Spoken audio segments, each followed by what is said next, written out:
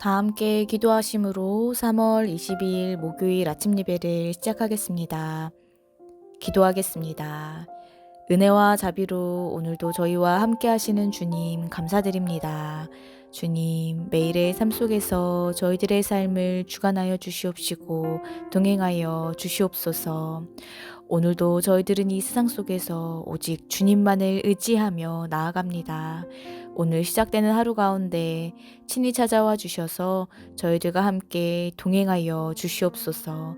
또한 오늘 주님의 말씀을 듣고 묵상하며 기도하며 나아갈 때에 그 말씀이 저희들의 마음에 새겨지는 놀라운 은혜를 경험하게 하여 주시옵소서.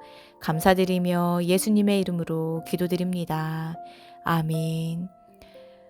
오늘 말씀은 누가복음 13장 1절에서 21절까지의 말씀입니다. 매일 성경교재 70페이지에서 71페이지를 참고하시면 되겠습니다. 이 시간 하나님 나라의 요구와 영향력이라는 제목으로 말씀을 나누고자 합니다. 오늘 말씀에서 예수님은 인류의 죄를 지적하시며 회개를 촉구하십니다. 이어서 그들 가운데 임한 하나님의 나라가 어떤 곳인지 치유 사건과 비유를 통해 설명하고 계십니다. 먼저 1절에서 5절 말씀을 통해서는 세상에서 발생하는 모든 불행한 일들에 대해 그들이 더 죄를 지어서 심판당한 것이 아니라고 말씀하고 계십니다. 세상의 수많은 사람들은 안 좋은 사건에 대해 인과응보적인 관점에서 그 사람들이 죄를 지어서 그랬다고 말하거나 나만 아니면 괜찮다라는 이기적인 반응을 보이기도 합니다. 그러나 오늘 말씀을 통해 우리는 불행한 사건을 바라보시는 주님의 시각이 일반 세상 사람들과는 전혀 다르다는 것을 발견하게 됩니다. 당시 유대인들은 불행한 사건이 일어났을 때마다 그러한 사건을 당한 자들의 죄를 지적하며 그들의 탓으로 돌렸습니다. 그러나 예수님의 시선은 그들을 지적했던 그 무리들에게 고정되어 있었습니다.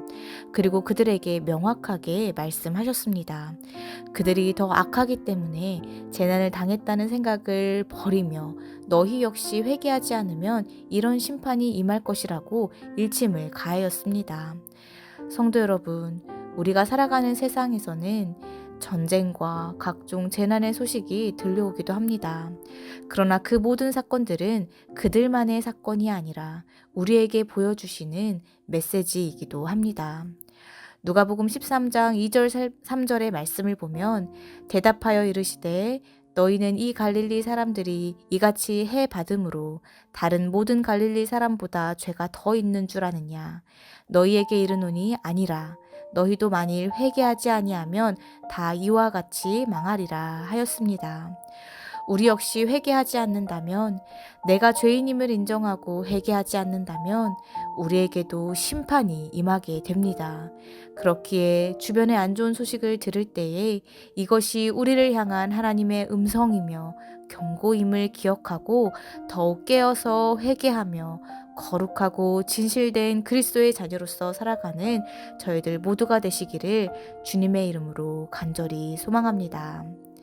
이어지는 10절에서부터 13절의 말씀을 보면 등이 꼬부라져 펴지 못하는 한 여인이 안식일에 회당에 가서 고침을 받는 사건이 기록되어 있습니다. 11절과 12절의 말씀을 보면 18해 동안이나 귀신 들려 앓으며 꼬부라져 조금도 펴지 못하는 한 여자를 예수님이 보시고 불러 이르시되라고 하였습니다.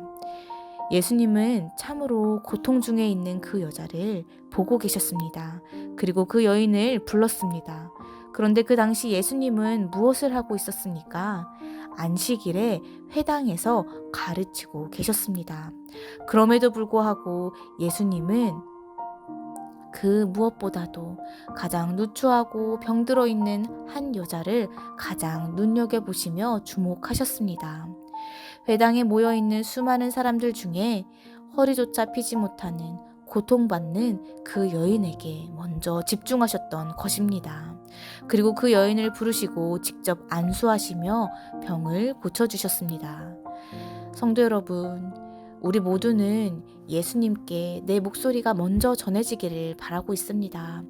내 상황과 형편이 가장 먼저이고 내 문제가 가장 시급하게 여겨집니다. 그러나 예수님은 가장 먼저 누구를 집중해서 주목해서 보고 계십니까? 주님의 시선은 바로 아프고 병들고 고통받는 자들을 향해 있습니다. 주님은 그들을 더욱 눈여겨보시고 그들을 돕기 위해 손을 내미시는 분이십니다.